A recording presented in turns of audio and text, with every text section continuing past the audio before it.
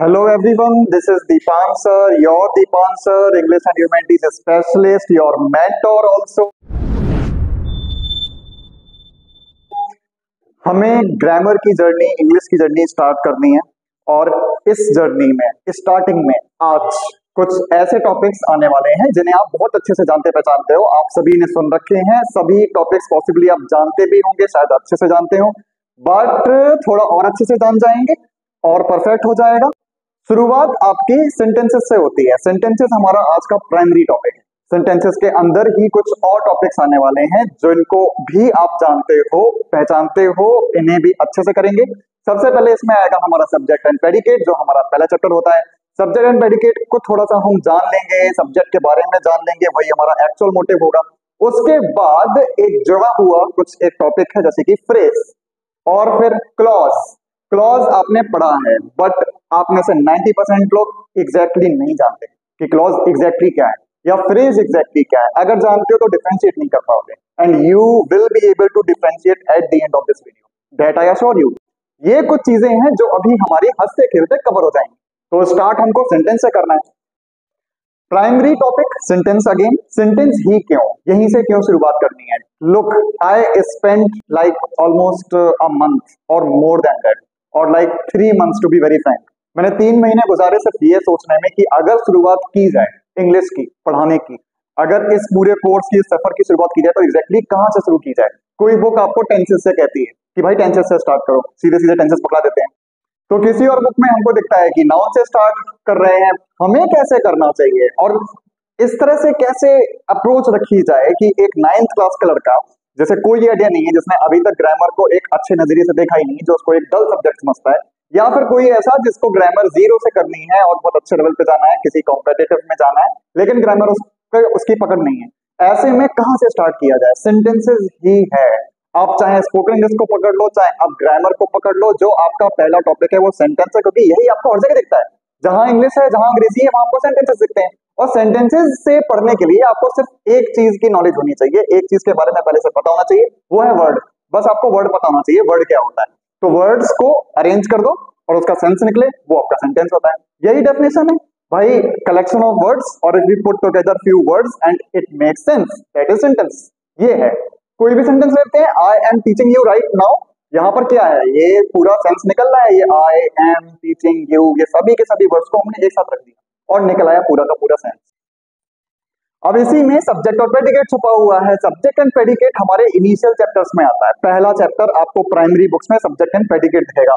आज तक यही मेरे क्लियर नहीं हुआ, बहुत टाइम तक मेरे क्लियर नहीं हुआ कि यार यही क्यों, प्रेडिकेट क्यों पढ़ा जाए। तो यार सीधी सी बात है, यहाँ पर सेपरेट किया जा रहा है। आप अगर सब्जेक्ट एंड प्रेडिकेट का एक्चुअल गोल देखो, या मैं आपको बताता हूँ सब्जेक्ट एंड प्रेडिकेट में क्या है। दोबारा वही सेंटेंस लेते हैं जो अभी हमने जो एग्जाम्पल में लिया था, आई am teaching you guys right now. I am teaching you guys right now में बस इतना फिगर आउट आपको करना है कि बात किसकी हो रही है। बात यहाँ पर आई की हो रही है, मैं अपनी बात कर रहा हूँ कि मैं आपको पढ़ा रहा हूँ। यहाँ पर आई को आप सेपरेट कर दो और बाकी चीजों को आप सेपरेट कर दो। आई के अलावा जितनी भी बची चीजें हैं उसको हम प्रेडिकेट कहते हैं। उसकी शुरुआत आपकी वर्ब से हो रही है, एम को उठाकर देखो, उसको वर्ब कहोगे और क्या कहोगे। तो ये क्या है, ये प्रेडिकेट की अपने आप में इंपॉर्टेंस क्या है। कुछ नहीं, आपको एक्स्ट्रा बताकर मेन पॉइंट पर लाने की कोशिश की जा रही है। यहाँ पे सिर्फ आपको जो सब्जेक्ट है उसको हाईलाइट करने की कोशिश की जा रही है। अगर आप ठीक से देखो तो आई को हाईलाइट करने की कोशिश की जा रही है, जिससे आप समझ पाओ कि आइडेंटिफाई कैसे करना है, एग्जैक्टली सब्जेक्ट कहाँ पर है, यही देखना होता है। पूरी इंपॉर्टेंट सब्जेक्ट की यही है कि आप समझ पाओ कि एग्जैक्टली कहाँ पर है पूरे सेंटेंस। तो सब्जेक्ट को दोबारा हम रिवाइज करते हैं। ऐसी चीज जिसके बारे में बात हो रही हो, ऐसी चीज जिसके बारे में कमेंट्री हो रही हो, वो जो हीरो हो पूरे सेंटेंस का, दैट इज योर सब्जेक्ट। अब बचा हुआ प्रेडिकेट सब क्लियर दिख रहा होगा। तो प्रेडिकेट में जो पहला है वो आपकी वर्ब होती है। प्रेडिकेट और सब्जेक्ट ये दोनों ही आने चाहिए, तभी आपका पूरा का पूरा सेंटेंस फॉर्म होने वाला है। सेंटेंस का फॉर्मेशन इन दोनों पर डिपेंड करता है, इन दोनों की हमें जरूरत होती है। आपने सेंटेंसेस के टाइप्स पढ़े हैं। सेंटेंसेस के टाइप्स में आपको इंपरेटिव याद होगा। इंपरेटिव सेंटेंस की मैं आपको एक स्पेशलिटी बताता हूँ कि उसमें सब्जेक्ट नहीं होता। इंपरेटिव सेंटेंसेस में हमको सब्जेक्ट देखने को नहीं मिलता। Sit down, stand up, look at your back, ये सभी आपके इंपरेटिव्स हैं। प्लीज, ये सब आपके इंपरेटिव्स हैं। इसमें कहीं सब्जेक्ट दिख रहा है। इसमें अगर मैं आपसे स्टैंड अप कह रहा हूँ या सिट डाउन कह रहा हूँ, क्या मैं नाम लिया आपका? क्या मैंने ये बताया कि किसको मैं कह रहा हूँ बैठने के लिए, खड़े होने के लिए? ये सभी के सभी इंपरेटिव्स हैं और इनमें आपका सब्जेक्ट नहीं आता। फिर हम कलेक्शन ऑफ वर्ड्स की बात कर रहे थे, सेंटेंस की डेफिनेशन पर दोबारा जाते हैं। ऐसे वर्ड जिनको आप साथ रख दो और सेंस निकले उसको सेंटेंस कहते हैं। बट ऐसा ही एक सिमिलर सिचुएशन जिसमें आप वर्ड्स को साथ रख रहे हो लेकिन सेंस ना निकले, सेंस का मतलब कंप्लीट सेंस ना निकले। देखो सेंस तो बहुत निकलना जायज है बट कंप्लीट सेंस ना निकले। एक बेस्ट आपको मैं एग्जांपल देता हूँ, इन द रूम। आपने मुझसे पूछा कि यार मेरा वॉलेट कहाँ है, मैं भूल जाता हूँ, मैं आज अपना वॉलेट लाना भूल गया हूँ, क्या तुमको याद है कि मेरा वॉलेट कहाँ हो सकता है? मैं कह रहा हूँ बेटा रूम में है, इन द रूम, यहाँ पे मैंने बोल दिया। तो ये जो इन द रूम है इसको आप अलग से देखो तो ये आपको अधूरा सा नहीं लग रहा, सेंस निकल रहा है इसका रूम के अंदर। बट ग्रामर के हिसाब से देखो या एक प्रॉपरली आप इसको एनालाइज करो तो उसका पूरा पूरा सेंस नहीं निकलेगा, क्योंकि यहाँ पर आपको सब्जेक्ट नहीं दिख रहा है, क्योंकि यहाँ पर आपको एग्जैक्टली नहीं पता है कि किस चीज के बारे में बात हो रही है, सिर्फ जगह की बात हो रही है, रूम की बात हो रही है। इस तरह के सेंटेंस ही आपके फ्रेजेस होते हैं, यही आपके फ्रेजेस हैं। मतलब कि आप यहाँ भी वर्ड्स को अरेंज कर रहे हो लेकिन कंप्लीट सेंस उनका नहीं निकल रहा है, निकल रहा है, काम चल रहा है हमारा, लेकिन उसका कंप्लीट सेंस नहीं मिल रहा है, वो अपने आप में पूरा कंप्लीट नहीं। यही आपके फ्रेजेस होते हैं। इसीलिए फ्रेजेस को बहुत सारे आपके इंग्लिश के teachers part of a sentence भी कहते हैं। नहीं कहना चाहिए बट कहते हैं। एग्जैक्टली क्या है, पार्ट ही है सेंटेंस का, लेकिन उसका पूरा पूरा सेंस ना निकले, वो पूरा पूरा सेंटेंस को रिप्रेजेंट कर भी रहा हो नहीं भी कर रहा हो, आपको छोटी सी एक ही चीज बता दे पूरी पूरी बात ना होता है, ये आपके फ्रेजेस होते हैं। अब इसमें ध्यान से अगर आप देखो इन द रूम वाले सेंटेंस में या इस तरह के और फ्रेजेस में, तो फ्रेजेस का मतलब साफ है, या तो सब्जेक्ट नहीं मिलने वाला या तो प्रेडिकेट नहीं मिलने वाला, दोनों में से एक चीज नहीं होगी। अगर दोनों मिल गई तो फ्रेज कैसा, तो फिर तो सेंटेंस हो गया। अगर सब्जेक्ट प्रेडिकेट दोनों है तो वो आपका सेंटेंस है, दोनों में से एक खड़ा तो आपका फ्रेज है, सिंपल सी बात है। अब सब्जेक्ट भी लाएंगे, प्रेडिकेट भी लाएंगे, एक और चीज लाएंगे, एक और चीज आएगी पार्ट, एक और किसी भी पार्ट सेंटेंस का उठा के रख दो, तीन चीजें साथ में रख दो तो ये आपका क्लॉज हो जाता है। इसे फिर हम क्लॉज कहते हैं। मतलब कि आपका यहाँ पे सब्जेक्ट भी है, प्रेडिकेट भी है, मतलब कि पूरा एक सेंटेंस है, साथ साथ में एक थोड़ा सा पार्ट और है किसी एक सेंटेंस का। बेस्ट एग्जांपल, मुझे पता है आप दीपांशर किस बारे में बात कर रहे हैं। अब जब मैंने स्टार्ट किया था तो आप में से कुछ लोगों को ऑलरेडी अंदाजा हो गया होगा कि मैं क्लॉज के बारे में बताने वाला हूँ, फ्रेज के बाद क्लॉज बताया जाता है। तो उन लोगों के दिमाग में क्या आया होगा, कौन सा सेंटेंस क्रिएट हुआ होगा, I know what you are talking about sir, I know what you are talking about. अब इसमें आई नो को जरा सेपरेट करते हैं, पूरा सेंटेंस है, आई हो गया सब्जेक्ट, नो हो गया प्रेडिकेट, और क्या है यहाँ पे बचा हुआ, what are you talking about, क्या है किसी भी सेंटेंस का पार्ट, एक और सेंटेंस। ये आपका ऐसा कॉम्प्लिकेटेड सा क्लॉज होता है, इसी को हम क्लॉज कहते हैं, यही हमारा क्लॉज है। तो हमें क्लॉज देख लिया, हमने हंसते खेलते फ्रेज जान लिया, फ्रेज क्लॉज इंपरेटिव्स की एक क्वालिटी जान ली। इंपरेटिव्स जो आए थे इससे कनेक्ट करके हल्का बहुत अब हम देखेंगे कि सेंटेंसेस को किस तरह से क्लासिफाई किया गया है।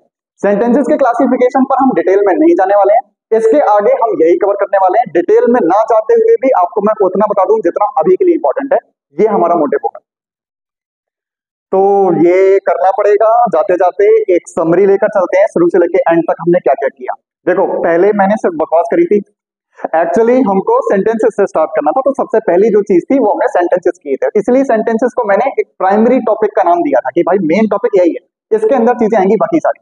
सेंटेंसेस के साथ साथ हमने कहा था कि हम फ्रेजेस भी कवर करेंगे, हम क्लॉजेस की भी कवर करेंगे, सब्जेक्ट प्रेडिकेट भी आपका उससे पहले हो गया था। सबसे पहले सेंटेंस आया था, what is a sentence, sentence है कि आप वर्ड्स को अरेंज कर दो और उसका सेंस निकले, सीधी सी बात है।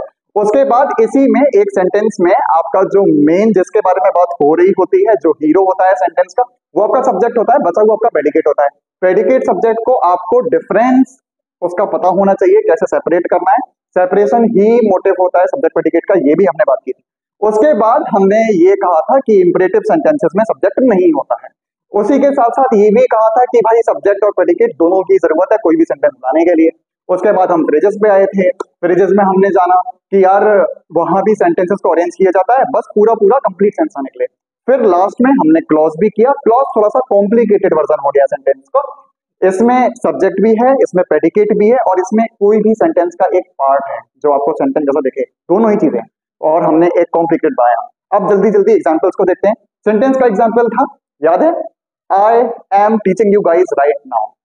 इस एग्जांपल के बाद ये जो अभी सेंटेंस लिया, आई am teaching you guys right now, इसमें से सब्जेक्ट को हमने आइडेंटिफाई किया विच वाज आई, बाकी का बचा हुआ प्रेडिकेट। फिर इसके बाद हम फ्रेजेस पर आए, फ्रेजेस में हमने एक छोटा सा सेंटेंस लिया था जो हमारा फ्रेज था अपने आप में, which was in the room.